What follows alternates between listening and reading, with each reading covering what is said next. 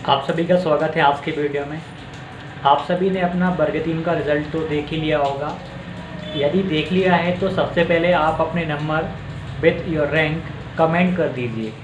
आपके जो भी नंबर आए हैं वो कमेंट करें रैंक के साथ में, आपकी ओवरऑल रैंक और आपकी कैटेगरी की जो रैंक रही वो, और नॉर्मलाइजेशन में कितने नंबर बढ़े या कम हुए और किस शिफ्ट में हुए आप वो कमेंट कर दीजिएगा।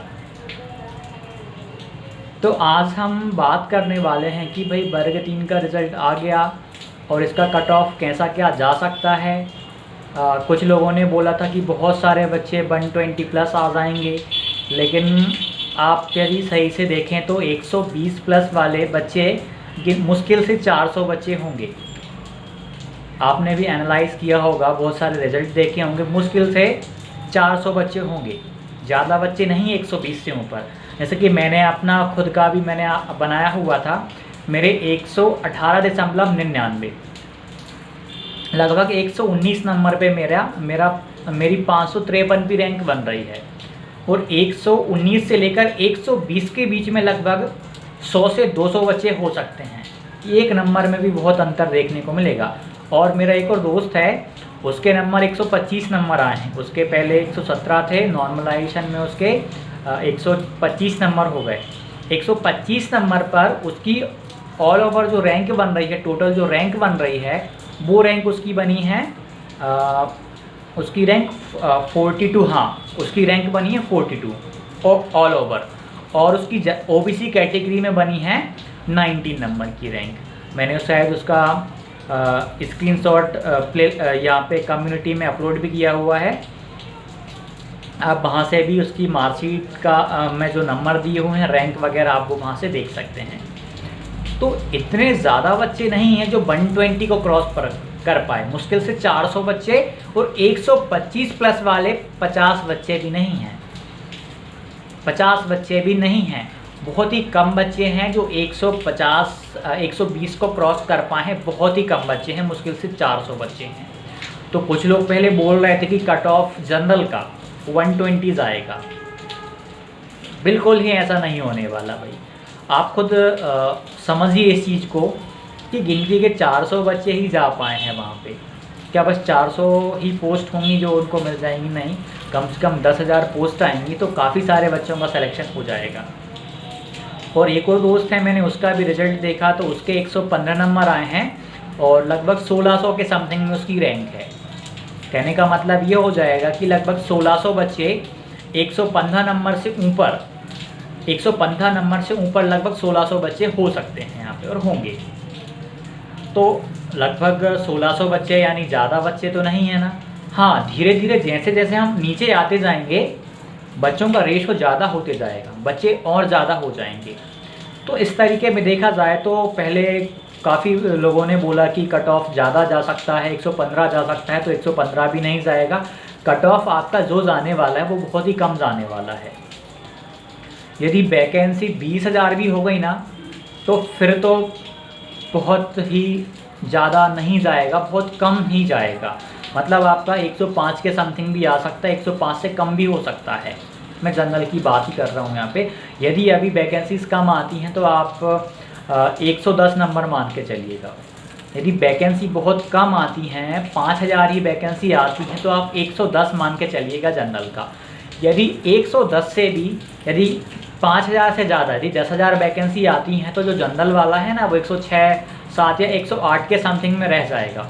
और वैकेंसी आती हैं 15-20 हज़ार के समथिंग में तो 105 या उससे नीचे भी जा सकता है, क्योंकि बहुत सारे बच्चे जो हैं ना वो 190 यहाँ पर फंस गए हैं, या 100 से 110 के बीच में फंस गए हैं। 110 वाले बहुत ही कम बच्चे हैं जो आ पाए हैं। एक और भैया थे, उनके नंबर 106 नंबर आए थे जनरल कैटेगरी से, उनकी टोटल रैंक बनी है 11,000 करके, कुछ 11,100 कुछ बनी है।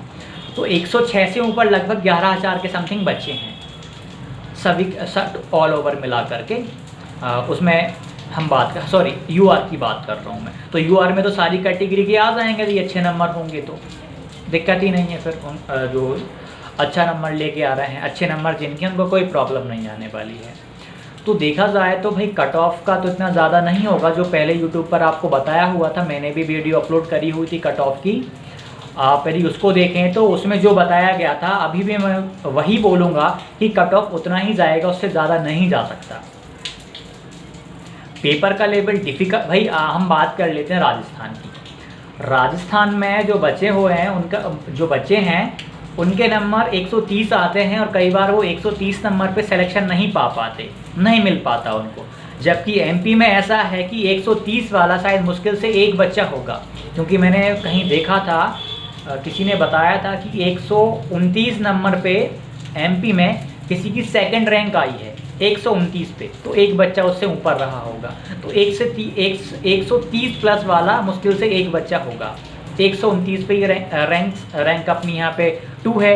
और 125 नंबर पे मैंने आपको बताया कि मेरा दोस्त है, उसकी ऑल एमपी में 42 रैंक आई है, 42 रैंक आई है। तो उससे ऊपर 125 से ऊपर ही मात्र 42 बच्चे हैं, मात्र 42 बच्चे हैं, ज़्यादा बच्चे नहीं हैं।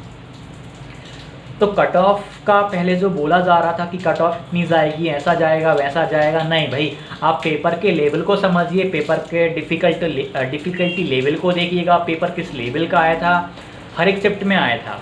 हाँ, कुछ जैसे कि एक 12 मार्च को शायद शिफ्ट 1 में या शिफ्ट 2 में, जो भी शिफ्ट 1 में, जहाँ तक बच्चों के बहुत सारे नंबर कम हुए हैं। किसी के 10 नंबर भी कम हुए हैं, किसी के 15 नंबर भी कम हुए हैं, और किसी के और ज़्यादा नंबर भी कम हुए हैं। मैंने 2 दोस्त हैं, उनसे एक पता किया, तो एक दोस्त है उसके 120 नंबर थे, उनके अब 115 नंबर बचे, उनके 5 नंबर कम थे। एक और दोस्त है, उनके 107 नंबर थे, अब 10 अंक उनके कम हो गए और 97 अंक बचे। तो यहाँ पर नॉर्मलाइजेशन में बहुत ही बड़ा डिफरेंस देखने को मिल गया किसी शिफ्ट में, और किसी शिफ्ट में जब इंक्रीमेंट हुआ है, बड़े हैं तो बहुत बढ़ गए नंबर। जैसे कि मैंने अभी बताया था 125 वाला जो मेरा मित्र है, उसके 117 नंबर आए थे मेरे बराबर ही, लेकिन उसके 117 से 125 नंबर हो गए हैं, उसके 8 नंबर यहाँ पर सीधे बढ़ चुके हैं। तो काफ़ी सारे बच्चों के साथ में नंबर बढ़े हैं, काफ़ी सारे बच्चों के नंबर इंक्रीज़ हो गए हैं और बहुत सारे बच्चों के कम हो गए हैं। ये किस वजह से हुआ है? Due to normalization. कोई सी शिफ्ट कठिन थी, कोई सी शिफ्ट बहुत ही आसान थी। हाँ, बहुत आसान तो मैं नहीं कहूँगा, हम यूँ कह सकते हैं कि कोई शिफ्ट बहुत डिफ़िकल्ट थी और कोई सी शिफ्ट यहाँ पे एवरेज थी या बिलो एवरेज थी। तो इस हिसाब से यहाँ पे नॉर्मलाइजेशन में ऐसा हुआ है। और नॉर्मलाइजेशन में देखा जाए तो यहाँ पे कुछ भी हो सकता है, हम कुछ कंफर्म नहीं कह सकते। जब तक पूरा रिजल्ट ना आ जाए, हम देख ना लें कि हमारे नॉर्मलाइजेशन के बाद कितने अंक हैं, उसके बाद ही सब कुछ पता चल पाता है। बहुत सारे बच्चों के नंबर काफ़ी कम हो गए, बहुत सारे बच्चों के ज़्यादा हो गए, और कुछ अधिकतर बच्चों का ऐसा हुआ है वो 2-3 नंबर के ऊपर आसपास में ही रहे हैं। लेकिन फिर भी कुछ बच्चे ऐसे हैं जिनके बहुत कम नंबर कम गए, या कुछ बच्चे ऐसे हैं जिनके बहुत ज़्यादा नंबर हो गए हैं। और नॉर्मलाइजेशन में ऐसा होता है, आपने शायद पहली बार ही नॉर्मलाइजेशन देखा होगा, लेकिन ऐसा होता है भाई, SSC का आप देख लीजिएगा या कहीं और जहाँ नॉर्मलाइजेशन होता है आप वहाँ देखेंगे तो ये हमें अंतर देखने को मिल जाता है। क्योंकि कोई सी शिफ्ट काफ़ी कठिन होती है, कोई सी बहुत सिंपल होती है, तो उस हिसाब से ऐसा हो जाता है। तो सिलेक्शन का तो ऐसा है, आप अपने नंबर कमेंट करिएगा, रैंक कमेंट करिएगा, देखते हैं।